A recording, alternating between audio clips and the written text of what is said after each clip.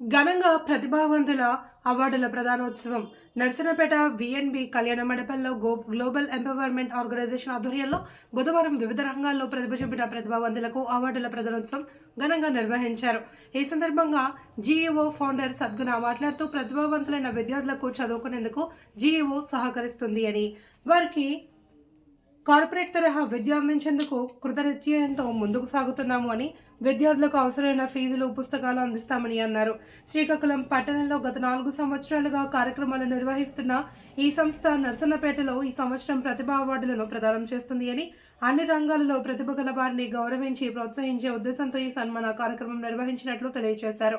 ఇందులో భాగంగా టీడీపీ నాయకులు మాజీ సర్పంచ్ గొడ్డు చిట్టిబాబు మాట్లాడుతూ ప్రతిభావంతులను గుర్తించడం, వారిని వెన్నుతట్టి ముందుకు నడిపించడం, సామాజిక పర చైతన్యం విద్యార్థుల్లో కలిగించేందుకు జీఈఓ చేపడుతున్న కార్యక్రమాన్ని అభినందనీయమని, వైఎంసీఏ ద్వారా తను కొద్ది సంవత్సరాలుగా క్రీడారంగ అభివృద్ధికి, కొన్ని స్వచ్ఛంద సేవా కార్యక్రమాల నిర్వహణకు తన వంతు సహకారం అందిస్తున్నాము అని తెలిపారు.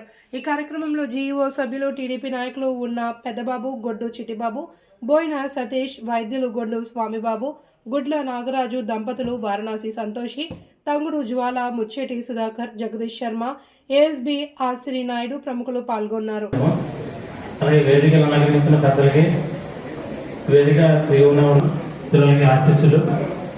ఈ గ్లోబల్ ఎక్సలెన్స్ అవార్డ్స్ పోలీస్ తరఫున నాకు సెలెక్ట్ చేసినందుకు చాలా ఆనందిస్తున్నాను.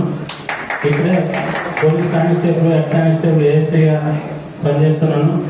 పోలీస్ ఉద్యోగం అంటే అందరితో చెడుగా ప్రవర్తించాలి, తప్పదది. కానీ ఇక్కడ ఉన్న జనాలతో మంచి ఆలోచనతో వాళ్ళకి ఎవరు నడిపించాలనే ఉద్దేశంతో నడిపిస్తున్నాం మేము. అది కూడా గ్లోబల్ ఎక్సలెన్స్ అవార్డు ఈ సంస్థ